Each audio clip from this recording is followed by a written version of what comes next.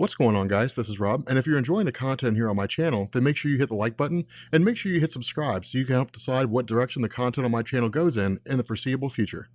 Okay, so one of the characters that I constantly get a request on is Onslaught. People are like, Rob, just do anything about Onslaught. I don't even care what it is. Just tell us what his powers are. Hell, spells. Just talk about Onslaught. Okay, so I figured we do the origin of Onslaught, but here's a kicker. The origin of Onslaught is not like a comic. You can't go to like the store or you can't go to Comixology and you can't buy like the origin of Onslaught. It'd be cool if you could, but you can't. Instead, Onslaught's creation, his origin story, is part and parcel, or I guess it's just as much a comic book origin as it is what Marvel does instead of rebooting. And what I mean by this is like DC reboots, right? DC does like a hard reboot where they're like, everything before this point is canceled. Everything that comes out now is the new continuity. So Crisis on Infinite Earths wiped out the multiverse, created a singular universe. 0 Hour Crisis on Time blinked that universe out of existence and brought it back, which created continuity issues. Infinite Crisis recreated the multiverse, and Final Crisis made the superheroes aware of the fact that the multiverse was back. That's DC's reboots. New 52 wiped everything out and started all over again. DC Rebirth brought some of the pre-New 52 stuff back. Marvel doesn't do that. Marvel's just like, let's reinvigorate characters, let's reimagine them, let's kind of cancel them, and then bring them back in a different way. Now, for those of you guys who have seen my videos or who have heard my spiels on the comic bust in the 90s, bear with me for a second because every video is somebody's first video. So let's say that it's like 1960 and you own a copy of DC Showcase number 4, which is the first appearance of Barry Allen ever in the history of comic books. Now, if it's like 1960, the only choice you'd really have is to go to your local comic book store and say, hey, I want to sell this, how much is it worth? And you're literally just left to the behest of whatever that store owner says. Your comic might be worth $1,000, but he's like, I'll give you $100 for it. And either you take $100 or you take nothing, and that's it. In the 1970s, we got a book called The Overstreet Buyer's Guide, which was like, no.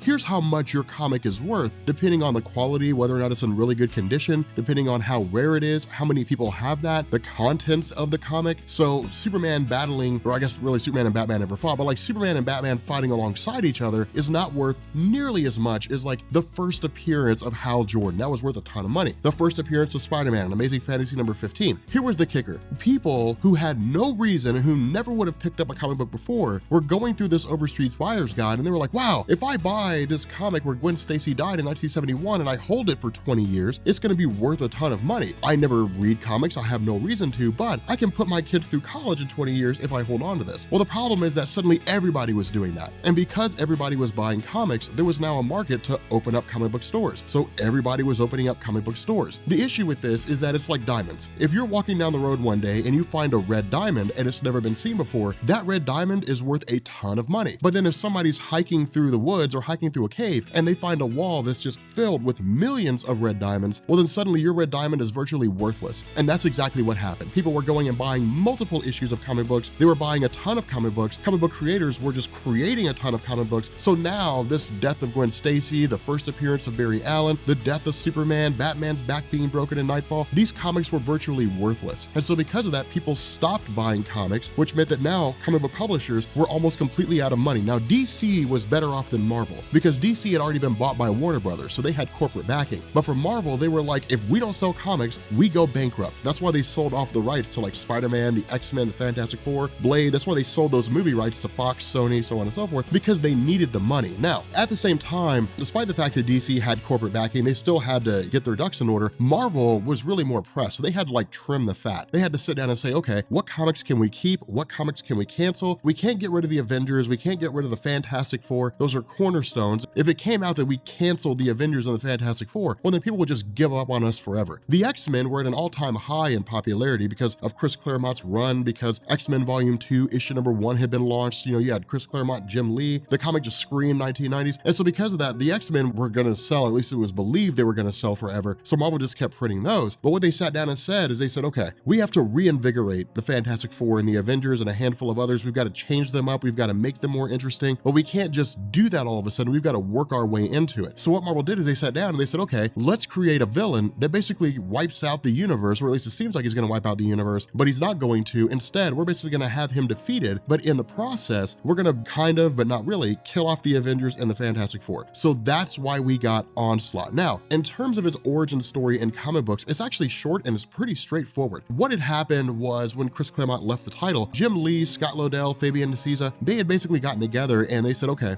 let's go ahead and reinvigorate things. Let's launch a story called Fatal Attractions. And everything had been leading up to this. I mean, it was like the entire history of the X-Men had led up to this point, but there were a couple things that went into it. So first and foremost, Charles Xavier. Charles Xavier's dream of a peaceful coexistence between humans and mutants was the basis behind his foundation of the X-Men. It had always been that way. That was his core belief. He was the Martin Luther King Jr. of Marvel Comics. I'm 100% serious, look it up. Like, that's literally what he was made to be. Stan Lee and Jack Kirby had talked about that. He was modeled after Martin Luther King. So on the other side, you had Magneto. And Magneto, again, according to Stan Lee and Jack Kirby, was written to be the Malcolm X of the Marvel Universe. He believed in mutant rights, but he was willing to take a more extreme approach to pull that off. Now, over the course of Chris Claremont's run, Chris Claremont had actually reworked Magneto to where he was more along the lines of a good guy than a bad guy. The problem with that is people loved bad guy Magneto. It was cool to see him try to be a good guy. It was cool to see him lead the X-Men for a while. But when X-Men Volume 2 was launched, when Scott Lobdell came on board, when Chris Claremont left, Magneto was basically taken back to his roots to being a bad guy. But what we also saw was the introduction of this group called the Acolytes. And the Acolytes were like Magneto's own horsemen, so to speak, where they basically carried out his own wants, his own desires. They worked on his behalf. They were extremists, they were radicals. But this eventually led to a conflict where Magneto had formed Asteroid M and the X-Men had traveled to Asteroid M and battled Magneto. Now, during this conflict that took place, Magneto, in his anger and in his wrath, had basically become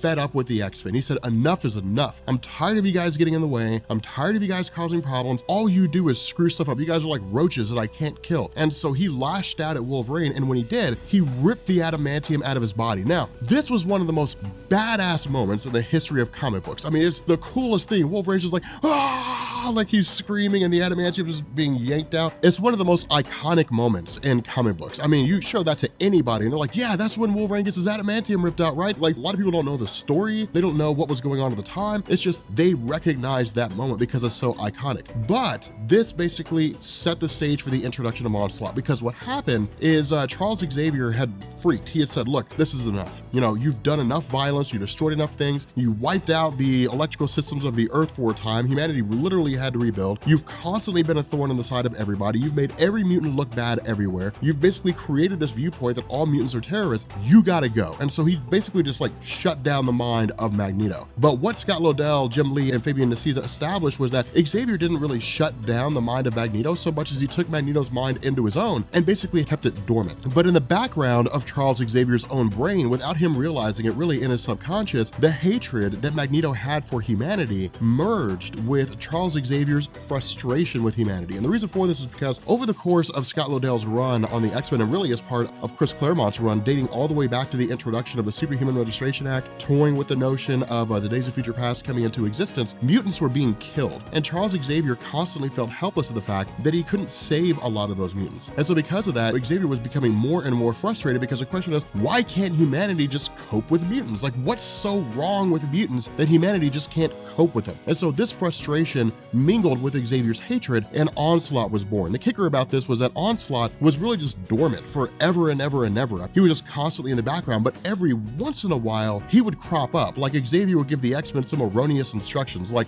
go kill that villain somewhere. And the X-Men would just kind of be like, I mean, I don't know about that, Xavier. That's pretty extreme, man, telling us to go kill people. I don't know how I feel about that. But it was just every once in a while, like, this really dark element of him would crop up. And it would beg the question, is this really Charles Xavier talking, or is there something else going on here? But again, because of the fact that it was part and parcel to the Onslaught saga, the origin of Onslaught, or at least his first and full-on appearance, came when he basically appeared to Jean Grey. And this was really when he began changing everything, because Onslaught's entire mindset was really more of, let's wage as much of a psychic war as a physical war. Because again, you know, with him having the mind of Charles Xavier, he basically knew how to take out each one of the X-Men on a psychological standpoint, how to mess with their minds. But again, at this point, we're starting to get into the Onslaught saga as opposed to just kind of focusing on his origin. But that's really it. I mean, the origin is pretty straightforward. It's not really complicated. It's just rooted in the idea that Xavier's frustration with humanity and Magneto's hatred with humanity merged into a singular being. And then after that, Onslaught was like, we got to grab Franklin Richards because he's the key to me being able to just recreate everything in existence. And it created a really cool story, because then like Apocalypse gets involved and the Watchers like, man, things are about to pop off. Like Jean Grey removes Bruce Banner from the mind of the Incredible Hulk, and the Incredible Hulk rages. It's a super cool story. Fortunately, it's only like 4 volumes, I think, so I might cover that over the course of the next few weeks. I don't know, but despite that, that's pretty much the origin of Onslaught. It's pretty straightforward. Again, it's not super complicated, super wild to grasp. But if you guys enjoyed this video, make sure you hit the subscribe button to become part of the Rob Corps. If you thought this was cool, make sure you drop a like and leave a comment down below. Let me know what you think about Onslaught, because he is man, he's a beast. I mean, Onslaught is a wrecking machine. Like, he literally went through and just crushed everybody. The Avengers, the Fantastic Four, the X-Men. I mean, just everybody got wrecked in the face of Onslaught. In the end, it took the Incredible Hulk punching a hole through his armor for everybody to defeat him. It was like the Incredible Hulk saves the Marvel Universe. It was super cool. It was really cool when it first came out. But yeah, so we're gonna go ahead and bring this video to an end, and I will catch you all later. Peace.